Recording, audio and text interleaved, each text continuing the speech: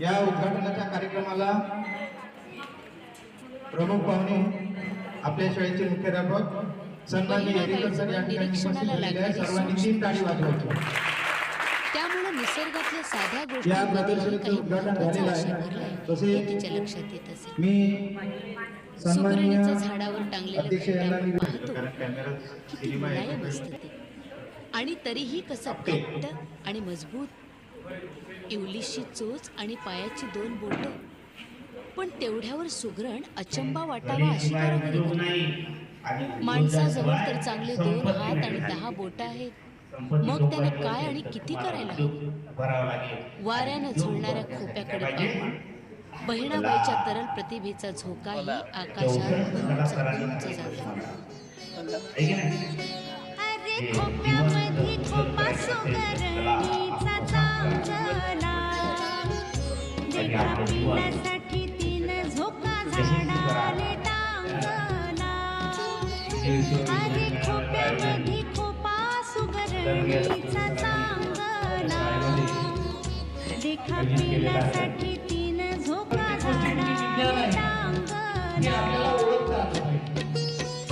पूर्वीचे शास्त्रज्ञ होते ते काही खूप मोठे शिकलेले नव्हते, परंतु त्यांनी अनुभव विज्ञानाची संकल्पना या ठिकाणी मांडली.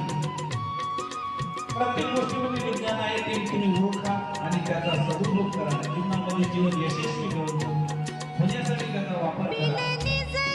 आता या ठिकाणी सरांनी मांडली याचा सर्वांनी समजून घ्या. ते सांगतील तुमच्या पाठीमागे तुम्हाला लाभली आहे. तंत्रज्ञानाचा उपयोग करून घ्या. ते तुमच्यासाठी सतत जगण्याचा प्रयत्न करतात. हे खरोखर वाक्यानुरूप आहे आणि मी सुद्धा अभिनंदन करतो. कारण त्यांची मानसिकता जी आहे ती विद्यार्थ्यांच्या बाबतीमध्ये धरण्याची. की विद्यार्थ्यांना मला काय देता येईल, अरे ते ओझीनं देत आहे, तुम्ही घ्या. ते देत आहे, तुम्ही घेतलं पाहिजे नाही का. देणाऱ्याने लक्षात ठेवा की त्यांच्यामधली ती वृत्ती तुम्ही फुटली पाहिजे. त्यांच्यामधलं ज्ञान तुम्ही ओंजळीनं घेतलं पाहिजे. ते द्यायला तयार, तुमच्यासाठी घडायला तयार. कारण पुढे परिस्थिती नाही. पुढे ही स्टेज हायस्कूलची स्टेज सोडून जाणार तेव्हा तुम्हाला मात्र असं एकदम मनापर्यंत तुमच्या जीवापर्यंत मनापर्यंत आत्म्यापर्यंत पोहोचवून ज्ञान पोहोचवणार नंतर तुम्ही एवढं लक्षात ठेवा. आणि म्हणून त्याच्याकडून जेवढं घ्या आणि आपलं आयुष्य यशस्वी करा. आपलं भावी आयुष्य, आपलं एज्युकेशन हे शैक्षणिक आयुष्य म्हणून तुम्ही जीवन करा अशी मी आणि माझी 2 शब्द संबोधतो.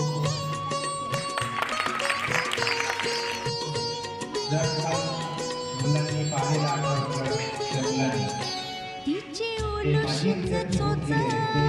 भेटायला आले आणि त्यांना एक जिव्हाळा आपल्याला जो प्रेम जिव्हाळा असतो तो आपण काहीतरी त्याच्याकडून घेतलेला. काही संस्कार, काही ज्ञान आणि ज्ञानाबरोबर काही कला त्या जीवनामध्ये पडत आहे आणि म्हणून त्यांना वाटते ते भेटायला येतात. खरोखर त्यांना एक कृतज्ञता व्यक्त करतात की सर ओळख करतात. तसे तुम्ही सुद्धा आम्हाला कृतज्ञता व्यक्त कराल तर तेव्हा आम्हाला जीवनामध्ये सर्वोच्च मान मिळाला असं आपण समजू.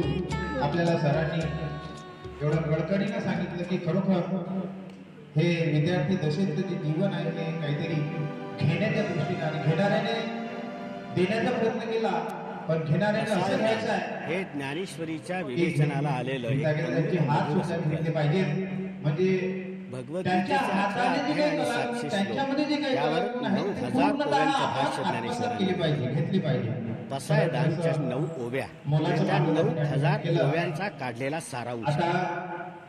आता विश्वात्मके देवे पसाय म्हणजे प्रसाद.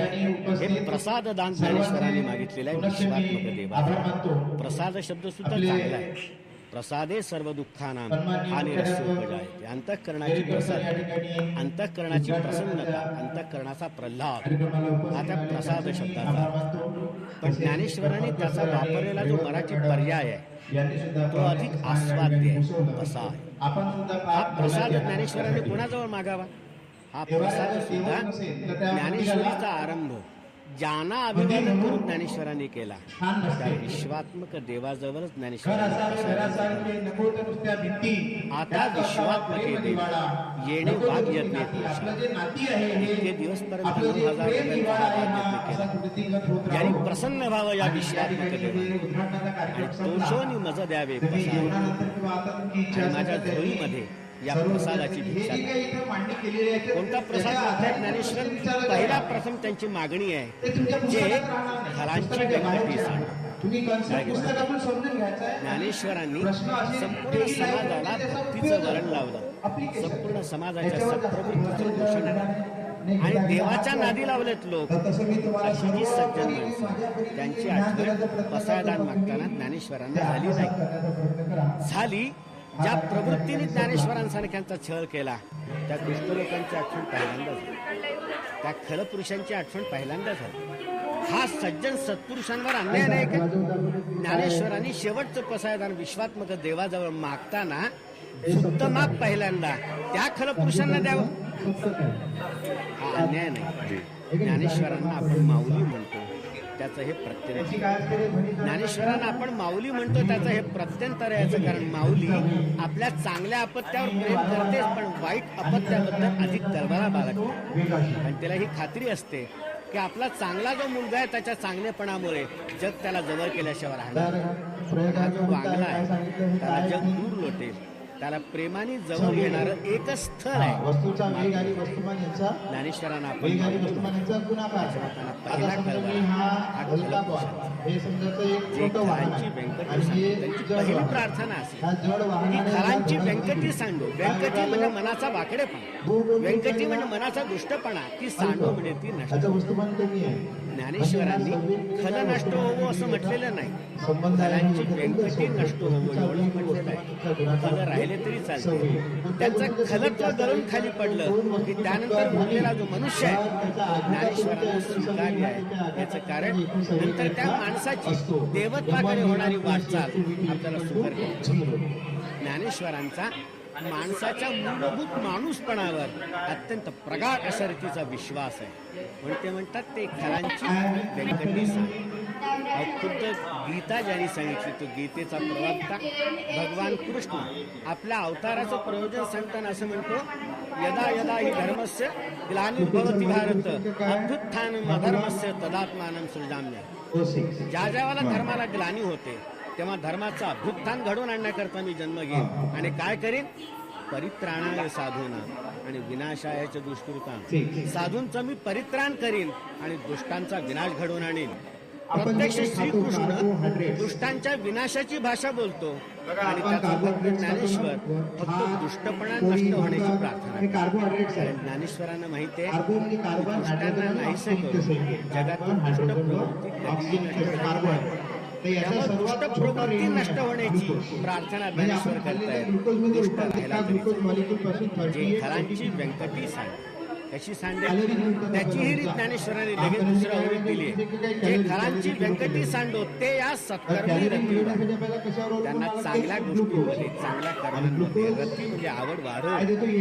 ज्ञानेश्वरांनी रती रुजो म्हटलं नाही, ते या सत्कर्मी रती रुजो म्हटलं नाही, रती वाढो म्हटलं. याचा अर्थ कितीही दुष्ट असला तरी त्याला सुद्धा सत्कर्मामध्ये रती असतेच असं या महात्म्याने दिली.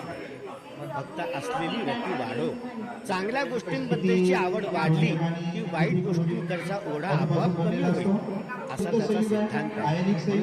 जे खरांची व्यंकटी सांडो ते या सत्कर्मी रती वाढो आणि मग भूता परस्परे जळो मैत्रीची.